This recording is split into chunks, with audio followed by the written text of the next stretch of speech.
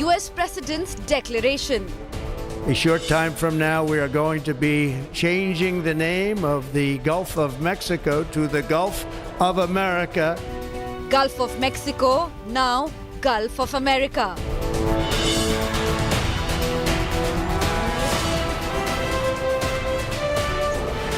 World on Trump tenterhooks.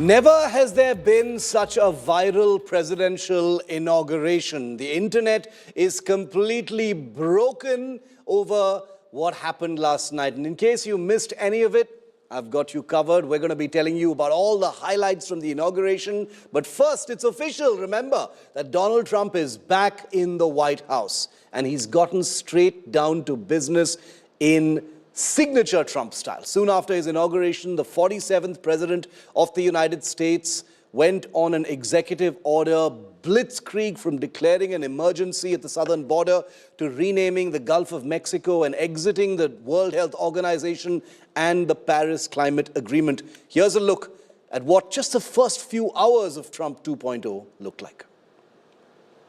I, Donald John Trump, do solemnly swear that I will faithfully execute that I will faithfully execute the office of President of the United States. The office of President of the United States. Donald Trump is back in the House, beginning his second presidency with a slew of hard-hitting executive orders with disruptive and far-reaching impact. From ending birthright citizenship to exiting World Health Organization and Paris Climate Accord. So we paid $500 million to World Health when I was here, and I terminated it. China with 1.4 billion people. We have 350 to pay. We have, nobody knows what we have because so many people came in illegally, but let's say we have 325. They had 1.4 billion. They were paying 39 million, we were paying 500 million. In a big illegal immigration crackdown, Trump imposed a national emergency at the US-Mexico border to keep immigrants away. I will declare a national emergency at our southern border. All illegal entry will immediately be halted, and we will begin the process of returning millions and millions of criminal aliens back to the places from which they came. Trump pardoned about 1,500 of his supporters who have been charged in the January 6th US Capitol attack. He used his powers to dismantle the largest probe and prosecution in Justice Department history. Trump also warned of imposing 100% import and tariffs on the BRICS countries, which includes India, if they took any step towards cutting the use of the dollar in global trade. They're a BRICS nation, Spain. Okay. You know what a BRICS nation is? Well, you'll figure it out. But, and if the BRICS nations want to do that, that's okay, but we're going to put at least a 100% tariff on the business they do with the United States. You know what the BRICS is, right? He even vowed to send American astronauts to Mars, which got a big thumbs up from Musk.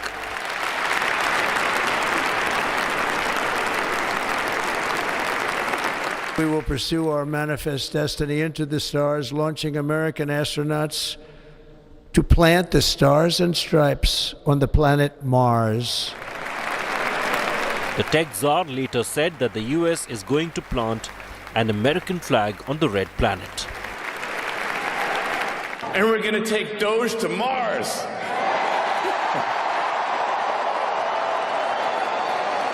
I mean, can you imagine how awesome it will be to have American astronauts plant the flag on another planet for the first time? Hallelujah. Trump's back-to-back hard-hitting executive orders were followed by a glitzy inaugural ball with the POTUS and FLOTUS shaking a leg. Hallelujah. using a military sword to cut a presidential theme cake.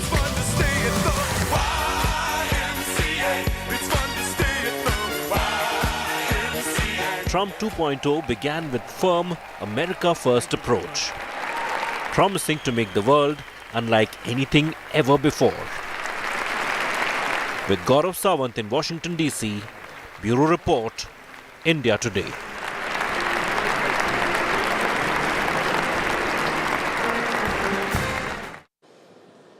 And just a few moments of that inauguration have basically given social media and the internet probably enough content for a lifetime, from GIFs to memes to jokes of all kinds. Leave it to Trump, Melania, JD Vance, Usha and the others to completely break the internet. So in case you've been living under a rock and missed Melania's hat and the kiss that wasn't, to an alleged Nazi salute, to so much more, I've got you covered. Take a look at this.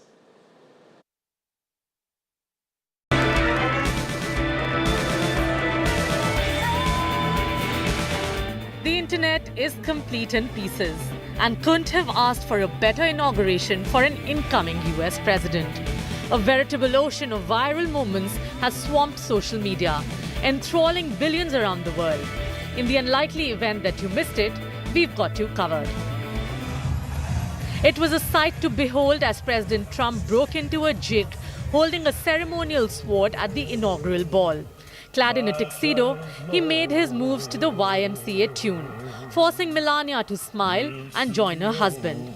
Expect this to be a GIF for decades to come. Then there was Elon Musk, making waves yet again. During the inaugural rally, cameras caught what appeared to be a Nazi salute. Musk later claimed it was a misunderstood gesture meant to mimic an exaggerated wave. But the internet was less forgiving. Memes and debates exploded across every platform, but then it's Musk. He lives for this stuff. Another buzzworthy moment that's already become an instant meme came courtesy of Melania Trump.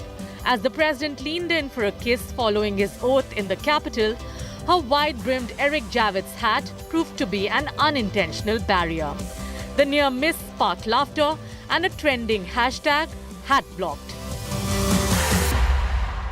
Meanwhile, Usha Vance turned heads, not just with her adoring smile at husband JD, but for their daughter Mirabelle, rocking fingers in band-aids. The toddler healing America with some disruptive finger fashion.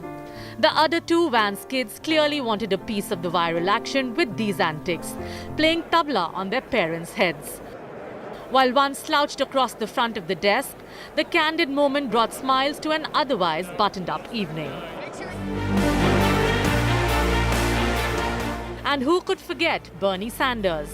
The Vermont senator's signature grumpy-seated demeanor at the inauguration went viral yet again, solidifying his status as the internet's favorite curmudgeon.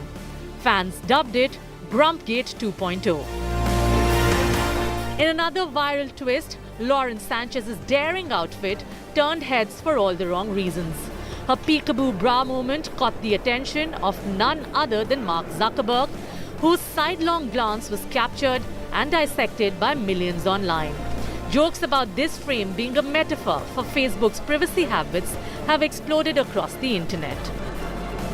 Speaking of Zuckerberg, the pantheon of tech titans made a rare public appearance together, sitting side by side.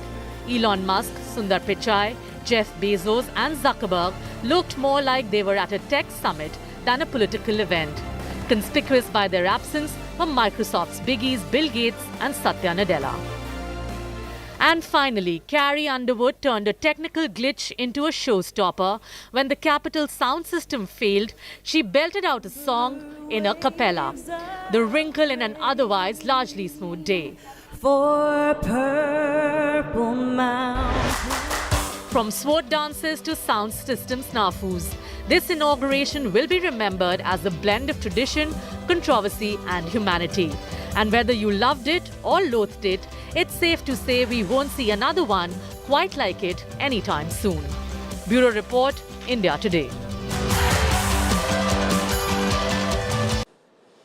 Well, Trump in his speech spoke about his vision for America over the next 4 years, his second presidency. Remember, in an interesting side note, External Affairs Minister of India, Dr. S. Jaishankar, who was representing the country, was given front row seating during the ceremony. And this, as you know, is no coincidence. These are very, very deliberately decided things. Dr. Jaishankar was seen alongside the Ecuadorian President, Daniel Noboa. Even the Japanese Foreign Minister, Takeshi Iwaya, was seated 2 rows behind. This, according to experts, signifies the strength of the India-US relationship and how the US views India as a rising global power. Well, Donald Trump is back in the White House, and you better believe it, a fresh push for stricter immigration policies was brand on day one, from securing borders to limiting visas and revisiting birthright citizenship. The administration is making immigration reform a top priority. But what does this mean for India? What does India gain from Trump 2.0? Take a look at this. I, Donald John Trump, do solemnly swear that I will faithfully execute that I will faithfully execute. Ladies and gentlemen, the President of the United States, the Honorable Donald John Trump. Donald Trump is back in the White House, and with him, a renewed focus on immigration policy. From tighter borders to a crackdown on visas and birthright citizenship, his administration is making it clear that immigration reform is a top priority. First, I will declare a national emergency at our southern border. All illegal entry will immediately be halted, and we will begin the process of returning millions and millions of criminal aliens back to the places from which they came. But what does it mean for one of the fastest growing immigrant groups in the US, Indians? Many Indians, especially those in the tech and healthcare sectors, rely on H-1B visas to work in the US. The Trump administration has already signaled that it plans to reduce the number of visas issued, prioritizing those with higher salaries and specialized skills. This could impact thousands of Indian workers as well as the US economy, which depends heavily on their expertise. Trump is also revisiting the contentious issue of birthright citizenship. The administration aims to prevent children born to non-citizen parents from automatically gaining US citizenship. This could affect many Indian families who come to the US on work or student visas and have children born on American soil. Further restrictions could make it more difficult to skilled Indian workers to stay in the country. As the administration moves forward with its immigration agenda, one thing is clear: the debate over America's immigration could reshape the future for millions. The question remains, will this new approach strengthen or strain the relationship between the US and one of its most vital immigrant communities? Bureau Report, India Today. And remember, the Trump shockwave is being felt all across the world, from economics to geopolitics to stock markets to banks everywhere to financial institutions. Everyone is on tenterhooks for Trump 2.0. India Today's Rahul Kaval is at the World Economic Forum in Davos, Switzerland, where he spoke to the IMF's first Deputy Managing Director, Geeta Gopinath. What does she think of Trump 2.0 and what to expect? Take a look. To talk about the impact that American President Donald Trump's economic policies and his new trade tariffs could have on India and the rest of the world, we're joined at the India Today Business Today studios at the World Economic Forum by one of the world's leading economists, the first Deputy Managing Director of the International Monetary Fund, Dr. Geeta Gopinath. Thank you very much, and it's a pleasure to have you. I want to start by asking you about what you're making of American President Donald Trump's determination to impose new trade tariffs. From the IMF's lens and from your own personal point of view, how do you see that pan out in actuality, belligerence versus reality? Rahul, always a pleasure to join you. President Trump said he would hit the ground running, and he has done that, and he's announced a lot of measures. He's been more concrete on immigration and on energy, on tariffs, on trade policy more generally. He has pointed to intent, but it's we have yet to see what exactly he will do. The details matter. And the reason I'm saying that is because if you look at the tariffs that were done in 2018-19, the details did matter in terms of what products you put your tariffs on. That's going to determine how much of an inflationary effect it will have. How countries retaliate, that was absolutely critical for what the consequences were going to be. But, in general, what we have seen based on historical evidence is that if we end up in a place where there are lots of tit-for-tat tariffs that happen, then that's a net negative for the world as a whole. So how much of an impact do you think this could have on global growth? It will, of course, determine, as you say, it will be determined by what tariffs he imposes, yes, what countermeasures the other countries employ. But how do you see this impact global growth? Because the latest IMF forecast seems to suggest global growth slowing down on its own even before these tariffs have come into place. So in addition to knowing what the details are on the tariffs, there are a lot of other policies that are being announced by the US government. So, for example, if they, which they plan to do, which is to make the tax cuts permanent, to have more financial deregulation. There is a lot of positive sentiment. Foreign direct investment into the US is very strong at this point. So all of that can have an offsetting effect. So in fact, our near-term assessment is that there are more upside risks to the US economy. Now, what that usually means is that if there's more growth in the US economy, it does have spillovers to the rest of the world, and that can be positive too. While many of the other policies on the trade front and so on will be more of a downside risk for the rest of the world. So what I'm trying to say is that it's not just about trade and tariff policy, but there's a lot that's happening on taxes, a lot that's happening on immigration, on energy, and so on. So we have to look at the sum total to be able to say what will happen to global growth. President Trump has called India tariff king and threatened tariffs against India as well. How do you see that impact the India-America bilateral trade and India's growth and India's desire to build its own economy at this time? This is going to be an environment where, the U.S. is going to have bilateral negotiations with all their trading partners to address what they feel are unfair trade practices, that the fact that their products get imposed higher tariffs than what the U.S. imposes on products coming out of other countries. And so, there is a valid point of whether this is a level playing field or not, and therefore I think countries will have to negotiate this. As you know, and I've said this before to you too, our view at the IMF is that India could afford to cut back on some of its tariffs just for its own sake, because this is an important opportunity for India to plug itself into global supply chains. Everybody is looking to diversify, and I hear from almost everyone that India is a very attractive destination. But to be able to go in, you will need somewhat lower tariffs in India too. So that will help India directly. Again, but like I said, every country is going to be negotiating this. And since it is the United States and an inauguration in Trump style, it wasn't just the political landscape that got attention. Fashion also took center stage, and I dare say in some ways even more center stage than everything else. Melania Trump exuded glamour in a white satin gown and black geometric detailing on the front, but not everyone's fashion choices were actually met with praise. We've got you covered as well on the big fashion moments that turned heads.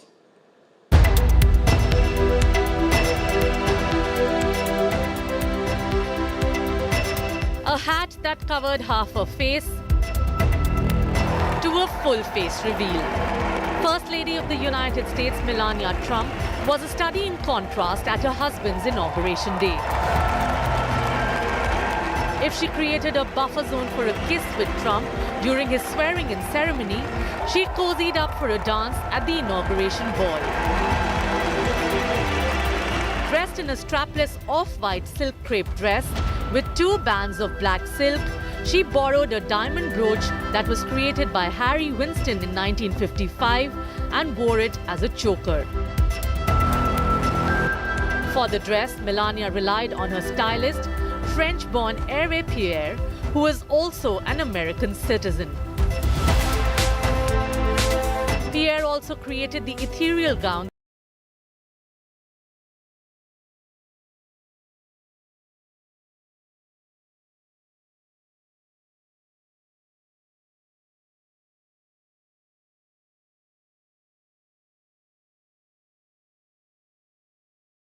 she wore in 2017 to attend the inaugural balls with her husband. It's her hat, however, that's having a moment of its own. The unmissable navy and white hat by Eric Javits has inspired memes and attained cult virality. From being compared to Hamburglar to American gangster Al Capone and Gestapo. The hat even earned praise from her husband and the President of the United States. Then we went out to the helicopter, though, just prior to this, and said goodbye. And it's a custom, and the wind is blowing like crazy. And with the hat that she's wearing, she almost blew away. We almost lost our. Thank you for all. She was being elevated off the ground. She almost blew away. No, so we all appreciate it because you've been a great first lady, a beautiful and a great first lady, and they love our first lady. If floaters were setting fashion trends, Slotus Usha Vance wasn't far behind. She chose a blue strapless gown as she arrived with Trump's second-in-command to the Commander-in-Chief ball, drawing comparisons with Frozen's Elsa. The other stunner of the night was Ivanka Trump, who wore a white strapless gown by Givenchy. The ensemble is an exact replica of Audrey Hepburn's iconic floral gown from her movie Sabrina and is considered one of cinema's most unforgettable costumes. From formal to glamorous, the fashion forecast for Trump 2.0 looks very, very positive. Bureau Report, India Today.